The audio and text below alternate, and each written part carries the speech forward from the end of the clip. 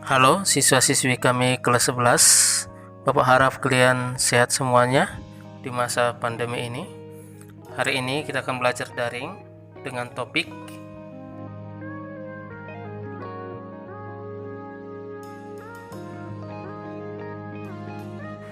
di buku kalian, buku Erlangga.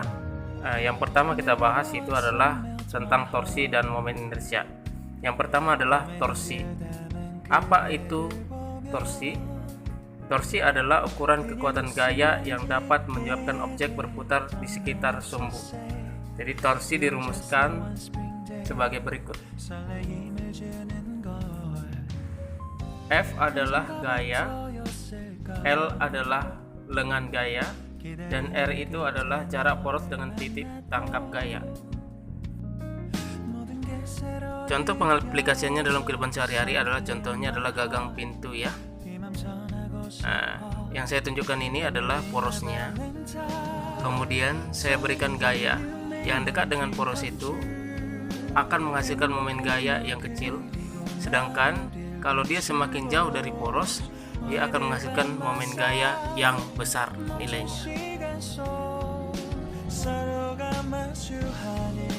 Hal ini sesuai dengan yang ada pada buku kalian. Di situ di halaman 8 ada 3 gambar ABC. Di situ ada garis kerja gaya yang diberikan. Kalau dia searah garis kerja gaya dengan poros, maka dia tidak akan menghasilkan momen gaya. Tapi kalau dia tidak searah atau membentuk sudut theta, maka dia akan menghasilkan momen gaya. Dengan syarat garis kerja gaya itu harus tegak lurus dengan porosnya. Supaya kalian lebih mudah memahaminya, coba kita kerjakan beberapa contoh soal berikut.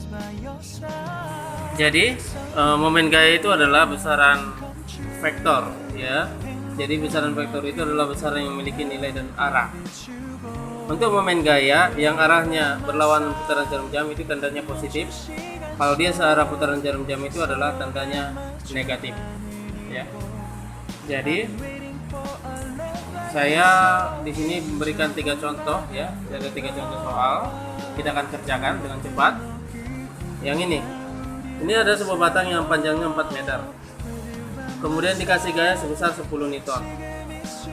Berapakah besar dan arah momen gayanya ya? Jadi kalau misalnya ada sebuah batang, ini di sini porosnya. Seperti ini kan, porosnya di sini. Dikasih gaya dari bawah ke atas sini. Maka batang itu akan berputar berlawanan putaran jarum jam. Jadi kalau dia berlawanan putaran jarum jam, tandanya positif ya. Jadi besarnya momen gaya untuk soal nomor 1 ini adalah F kali L ya, F kali L.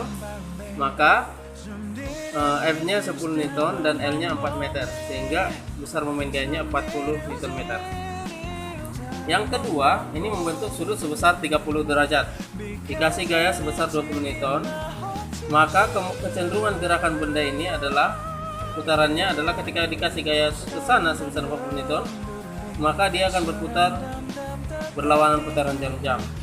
Maka besarnya momen gayanya, torsinya sama dengan F kalikan dengan R sinus 30 derajat ya. Jadi 30 derajat. Besarnya torsinya sama dengan berapa F-nya? 20 kalikan dengan R-nya 2 meter kalikan dengan sinus 30 setengah, maka hasilnya adalah 20 Newton meter ya.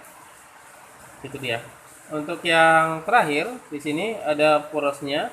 Ketika dia ditekan, maka putaran dari batang ini akan bagaimana? Akan searah putaran jarum jam. Ditekan dia kan? Searah putaran jarum jam. Maka torsi satunya sama dengan berapa? Minus ya, karena putarannya searah putaran jarum jam. Tanda minus 10 kalikan dengan 2. Karena jarak dari sini kemari 2. Ya kan? Berarti berapa ini? Minus 20 Newton meter.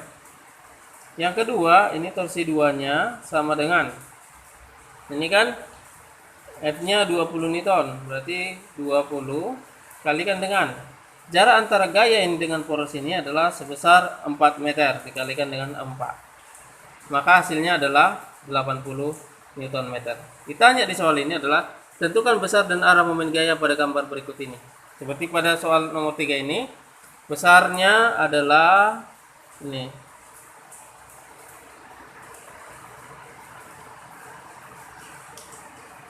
60 Newton meter. Arahnya ini kalau dia tanda positif itu adalah saat berlawanan arah putaran jam-jam. Thank you ya.